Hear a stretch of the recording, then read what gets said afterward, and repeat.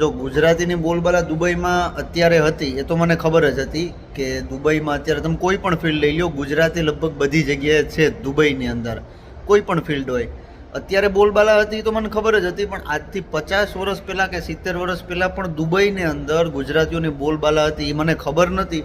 પણ મેં અત્યારે એક વસ્તુ એવી જોઈ, હમણાં તમને બતાવું કે એ જોઈને મને લાગે કે ગુજરાતીની બોલબાલા આજથી 50-60 વર્ષ પહેલાં દુબઈમાં આવી જ હતી જેવી અત્યારે છે. કેમ કે 50-60-70 વર્ષ પહેલાં તો દુબઈ પાસે ઓઇલ પણ નહોતું, તેલ પણ એ લોકોને નહોતું મળ્યું.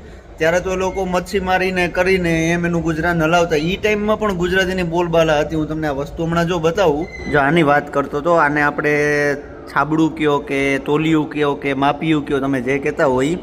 કેમ ખબર પડી કે મગનલાલ ગોવિંદજી ગુજરાત સાવરકુંડલા, આ જે આપણે છાબડું છે તોલ કરવા માટેનું માપિયું, એ દુબઈમાં જે દુબઈનું મ્યુઝિયમ છે ને, મ્યુઝિયમ